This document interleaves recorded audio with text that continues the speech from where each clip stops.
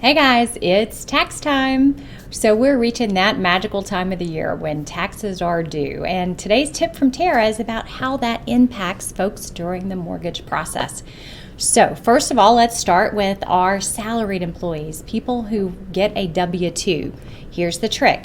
W-2 folks who own less than 25% of the business, tax time is no big deal from a mortgage standpoint. Right? Lenders do not require tax returns generally for buyers who are W-2 wage earners and who don't own part of the business. Why do I keep mentioning that?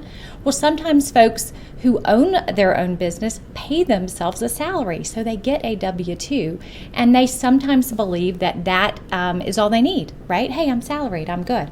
But if you also own more than 25% of the business, then you count under the self-employed guidelines. And what we're going to talk about as far as tax returns would impact those buyers.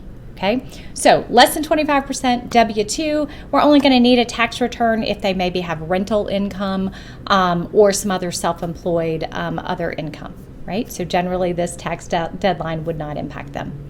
But for folks who are self-employed, who are these people? Anybody on a 1099, so all my realtor friends, anyone who owns more than 25% of the business, and anyone who files a Schedule C, basically anyone who works for themselves. Okay, what does that mean? In those guidelines, we typically need tax returns to determine what their income is. And as we get towards tax time, things get a little interesting.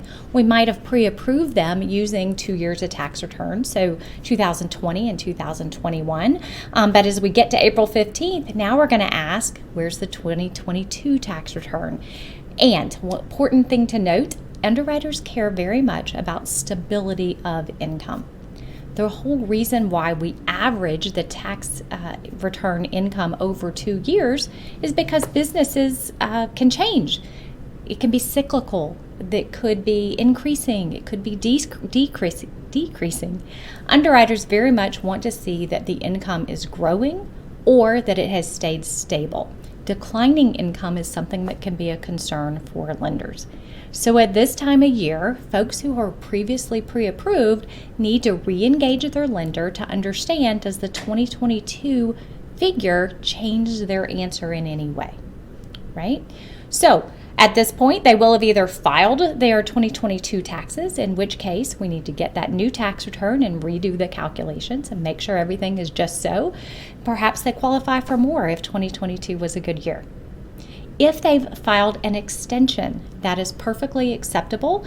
However, we will need to get a year-to-date P&L and possibly a balance sheet so we can see how did 2022 look. It doesn't have to be an official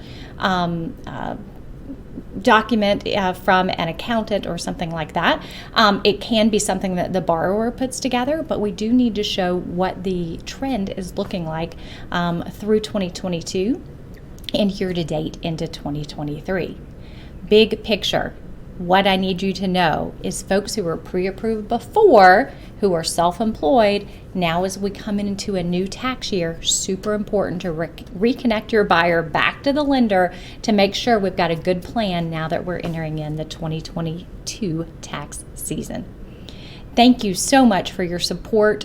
We are here to help, and if you have clients who need an expert in self-employed income, we are here to help.